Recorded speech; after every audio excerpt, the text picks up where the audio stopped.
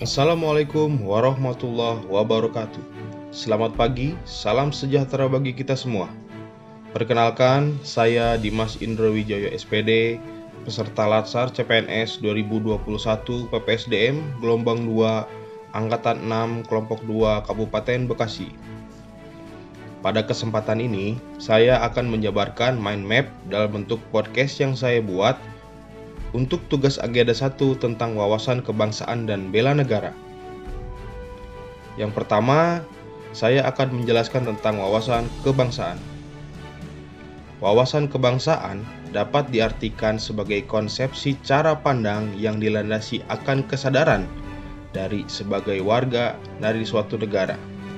Atau secara umum, wawasan kebangsaan adalah cara pandang bangsa Indonesia dalam rangka mengelola kehidupan berbangsa dan bernegara yang dilandasi oleh jati diri bangsa dan kesadaran terhadap sistem nasional yang bersumber dari Pancasila, Undang-Undang Dasar 1945, NKRI, dan Bhinneka Tunggal Ika, guna memecahkan berbagai persoalan yang dihadapi bangsa dan negara demi mencapai masyarakat yang aman, adil, makmur, dan sejahtera.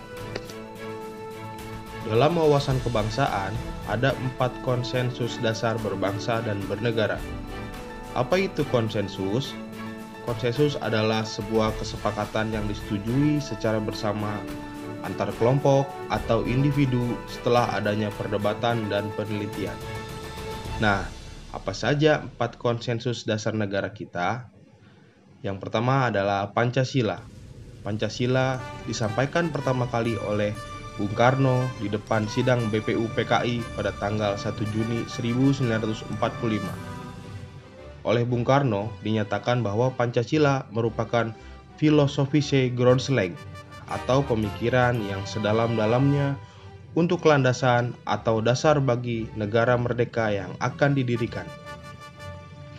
Salah satu fungsi Pancasila sebagai dasar negara dengan membuka UUD 45 yang pada hakikatnya adalah sebagai sumber dari berbagai sumber hukum.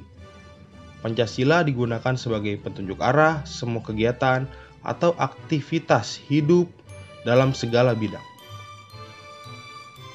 Konsensus kedua adalah UUD 45. UUD 45 merupakan dasar tertulis oleh Konstitusi Pemerintahan Indonesia. UUD 45 disahkan sebagai Undang-Undang Dasar pada tanggal 18 Agustus 1945. Undang-Undang Dasar Negara Republik Indonesia dibuat pada 1 Juni sampai 18 Agustus 1945 dan disahkan oleh PPKI atau Panitia Persiapan Kemerdekaan Indonesia. Dan pada tahun 1999 sampai 2002, UUD 45 mengalami 4 kali amandemen atau perubahan secara resmi yang mengubah susunan lembaga-lembaga dalam sistem ketatanegaraan Republik Indonesia. Fungsi UUD 45 adalah pedoman atau acuan dalam menyusun peraturan undang-undang dalam membuat sebuah aturan di Indonesia. Konsensus yang ketiga adalah NKRI atau Negara Kesatuan Republik Indonesia. Negara Kesatuan Republik Indonesia terletak di Asia Tenggara yang dilintasi oleh garis khatulistiwa dan berada di antara benua Asia dan benua Australia, serta di antara Samudra Pasifik dan Samudra Hindia. Keberadaan Negara Kesatuan Republik Indonesia atau NKRI tidak dapat dipisahkan dari peristiwa proklamasi kemerdekaan tahun 45 yaitu tanggal 17 Agustus. Karena melalui peristiwa proklamasi tersebut, bangsa Indonesia berhasil mendirikan negara sekaligus menyatakan kepada dunia luar bahwa sejak saat itu telah ada negara baru yaitu Negara Kesatuan Republik Indonesia. Dan konsensus keempat adalah Bhinneka Tunggal Ika. Indonesia memiliki ragam budaya, bahasa, agama, suku, dan masih banyak lagi terdapat perbedaan yang ada di Indonesia. Namun, walaupun banyak sekali perbedaan di Indonesia, rakyat di Indonesia tetap memiliki slogan yaitu berbeda-beda, tetap satu jua. Ikrar sederhana yang penuh makna yang diambil dari kitab Sutasoma karya Empu Tantular. Selain 4 konsensus dasar berbangsa dan bernegara, ada juga lambang-lambang negara yang menjadi ikon sebuah negara. Apa saja lambang negara kita? Ada 4 lambang negara Indonesia. Yang pertama adalah bendera. Setiap sebuah negara pasti memiliki bendera kebangsaan yang berbeda-beda. Sama halnya dengan bendera Indonesia yang memiliki ciri khas warna merah putih. Merah mengartikan berani dan putih berarti suci.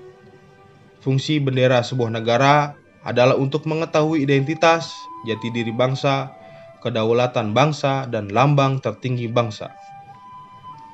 Lambang negara berikutnya adalah bahasa. Indonesia memiliki berbagai budaya dan bahasa di setiap wilayahnya. Jelas, bahasa daerah juga berperan penting dalam menonjolkan ciri khas Indonesia. Untuk informasi, bahasa daerah di Indonesia sebelumnya berjumlah 668 bahasa daerah.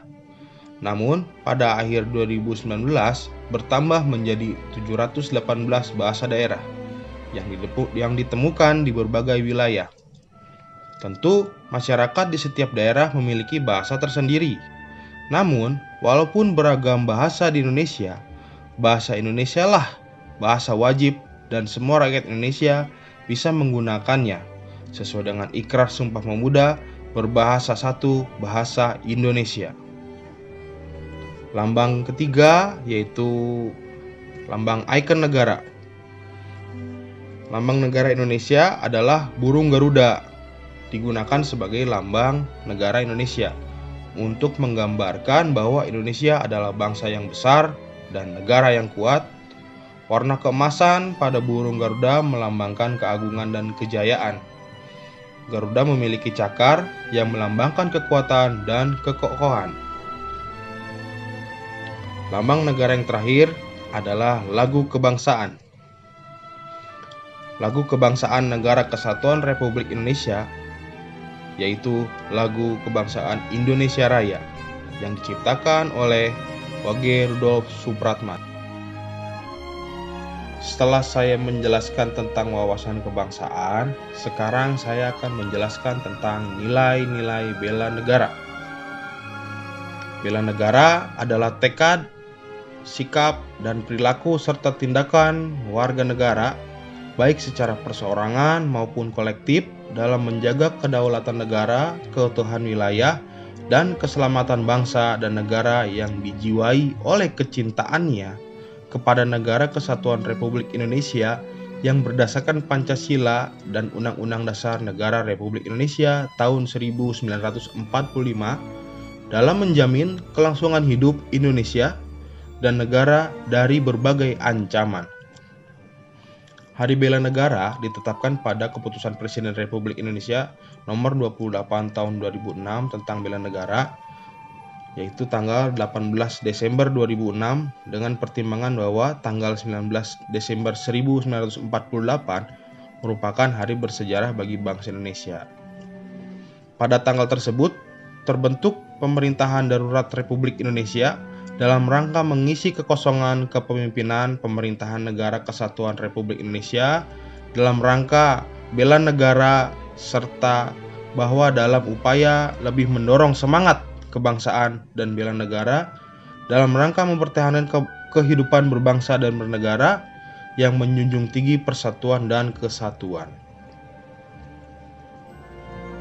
Dalam aspek bela negara, ada beberapa poin penting yang masuk dalam kategori bela negara. Berdasarkan Undang-Undang Nomor 23 Tahun 2019 tentang pengelolaan sumber daya nasional untuk pertahanan negara, pasal 7 ayat 3, nilai dasar bela negara meliputi cinta tanah air, sadar berbangsa dan bernegara, setia pada Pancasila sebagai ideologi negara, rela berkorban untuk bangsa dan negara, dan kemampuan awal bela negara. Nah, bagaimana wujud konkretnya kita sebagai calon ASN mengimplementasikan poin-poin penting itu? Ada beberapa indikatornya. Untuk cinta tanah air, indikatornya bisa ditunjukkan dengan cara pertama, menjaga tanah dan perkarangan serta seluruh ruang wilayah Indonesia. Yang kedua, jiwa dan raganya bangga sebagai bangsa Indonesia. Yang ketiga, jiwa patriotisme terhadap bangsa dan negaranya. Yang keempat, menjaga nama baik bangsa dan negara. Yang kelima, memberikan kontribusi pada kemajuan bangsa dan negara. Dan keenam, bangga menggunakan hasil produk bangsa Indonesia. Lalu, indikator sadar berbangsa dan bernegara bisa ditunjukkan dengan adanya 1. Berpartisipasi aktif dalam organisasi kemasyarakatan. 2. Menjalankan hak dan kewajiban sebagai warga negara sesuai dengan peraturan undang-undang yang berlaku. 3. Ikut serta dalam pemilihan umum. 4. Berpikir, bersikap, dan berbuat yang baik bagi bangsa dan negaranya. Dan yang terakhir adalah berpartisipasi menjaga kedaulatan bangsa dan negara. Yang ketiga adalah indikator setia pada Pancasila sebagai ideologi bangsa. Bisa ditunjukkan dengan cara 1. Pahami nilai-nilai dalam Pancasila. Yang kedua, mengamalkan Pancasila dalam kehidupan sehari-hari. Yang ketiga, menjadikan Pancasila sebagai pemersatu bangsa dan negara. Yang keempat, senantiasa mengembangkan nilai-nilai Pancasila. Dan yang terakhir adalah yakin dan percaya bahwa Pancasila sebagai dasar negara. Indikator rela berkorban untuk bangsa dan negara bisa ditunjukkan dengan sikap 1. Bersedia mengobarkan waktunya, tenaga, dan pikirannya untuk kemajuan bangsa dan negara. Yang kedua, siap membela bangsa dan negara dari berbagai ancaman. Yang ketiga, berpartisipasi aktif dalam pembangunan masyarakat, bangsa, dan negara. Yang keempat, gemar membantu sesama warga negara yang mengalami kesulitan. Dan yang terakhir, yakin dan percaya bahwa pengorbanan untuk bangsa dan negara tidak sia-sia. Lalu, terakhir, indikator kemampuan awal bela negara ditunjukkan dengan adanya sikap 1. Memiliki kecerdasan emosional dan spiritual serta intelijensia. Yang kedua, senantiasa memelihara jiwa dan raga. Yang ketiga, senantiasa bersyukur dan berdoa atas kenikmatan yang telah diberikan Tuhan Yang Maha Esa. Yang keempat, gemar berolahraga. Dan kelima adalah senantiasa menjaga kesehatannya. Itu adalah sedikit penjabaran tentang bela negara. Bela negara salah satu aspek nilai dasar ASN. Sebagai calon ASN, kita wajib tahu fungsi ASN secara umum. Apa saja sih fungsi ASN? Yang pertama adalah pelaksana kebijakan. Yang kedua, pelayan publik. Dan yang ketiga adalah perekat dan pemersatu bangsa. Demikianlah yang bisa saya sampaikan dalam materi wawasan kebangsaan dan bela negara. Mohon maaf apabila ada kesalahan. Saya Dimas Indriwijoyo pamit undur diri. Wabillahi taufiq wal hidayah. Wassalamualaikum warahmatullahi wabarakatuh.